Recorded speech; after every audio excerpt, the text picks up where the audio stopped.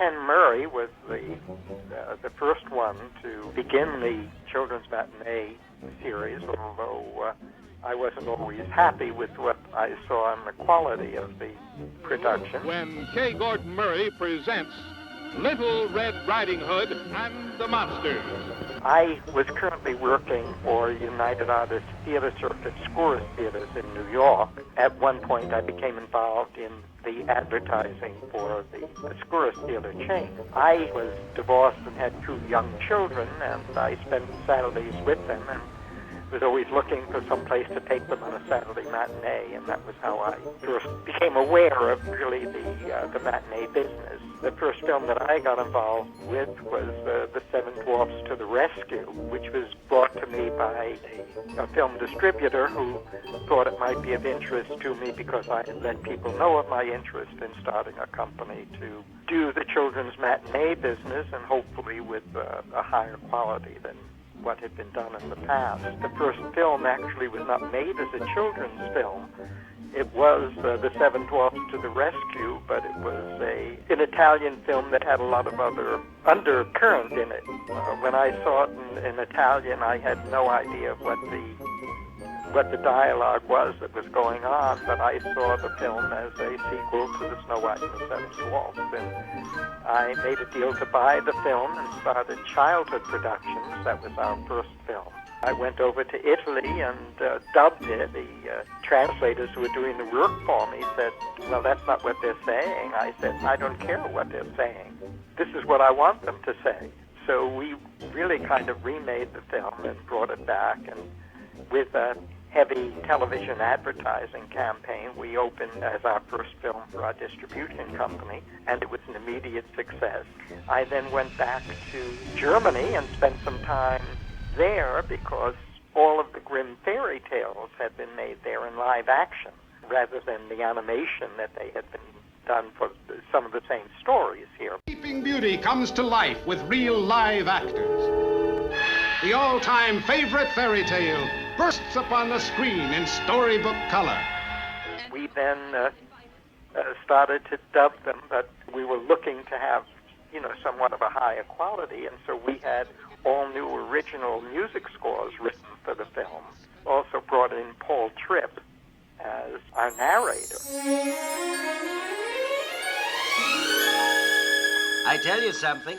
When we're finished with this tree, it's going to be the most beautiful tree in the whole wide world. Careful now, first one to drop one's a monkey. Paul was one of the chief children's personalities in television, starting from Mr. Imagination, which was a very successful show, and then on to Birthday House, which he was doing at that time. Come on in, Ruth. He and Sonny Fox were 2 of the major people in children's television.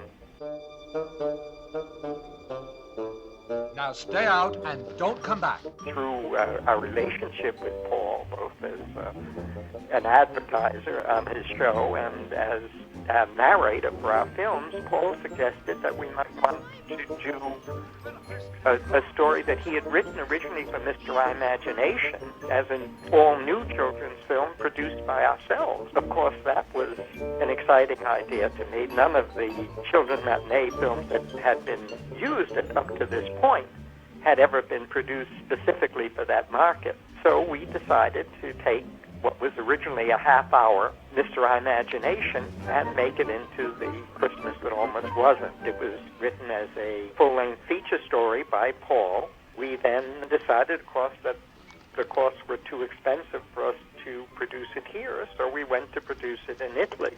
And that started a whole new experience for us. There once was a Christmas that almost wasn't, almost wasn't, almost wasn't. There once was a Christmas that almost wasn't because of a man named Prune. Now, I had originally thought of doing it there with a co-producer, an Italian co-producer, and someone who I had met and known through my experience of dubbing a number of films by that time in Rome. Well, the first problem that we ran into was upon our arrival there and getting ready to start, I met the director that was to be supplied by our Italian co-producer. And the first thing he said was that he wanted to make some changes in the script because he felt that we should have a love interest. There should be a love interest for Santa Claus. Wait a minute. Wait a minute. And I immediately knew that we would have a problem, and this was not the director for us. And He's not in. But He's not in. well, I said he's not in. why isn't he in? Because he's out. we broke off with the producer and the director, and it was now up to me to put the whole thing together there.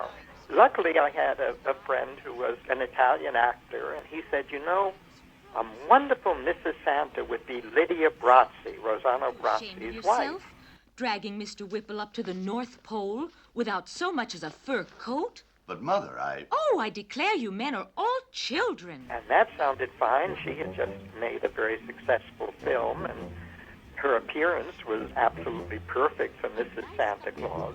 So we sent the script over because the Brazzis were friends of my friends, and made an appointment to have dinner with Rosanna and Lydia to discuss her appearing. Of course, I still had no director yet. But we went and we had dinner, and Rosanna had read the script as well, and Lydia loved it, and she was happy to do it. And Rosanna was telling me all the things he thought about the script. Rosanna, of course, was known as the star of films like South Pacific and The Barefoot Contessa and, so many films. And I made an appointment with him to come have breakfast with me the next day with this idea that I'd gotten in my mind at that point. And at breakfast, I asked Rosanna, I know you've never directed a film, you've starred in many. How would you like to play the villain and direct The Christmas That Almost Wasn't? And he said he'd love to. So it, along with everything else, became the first film that Rosanna Brazzi directed. You sit and you meditate. The clock you investigate. You starting to twitch with a wandering itch. What else can you do when you wait? It was strange because he was known as the great Italian lover, and here he was going to play Mr. Prune, the terrible villain who wanted to stop Christmas, as well as directing his first film. And now victory's mine. Do you hear that? Victory's mine. Mine. Mine. A Merry Christmas, I don't think. And basically, we went on from there, and that was how the Phineas film T, started. that is, Prune.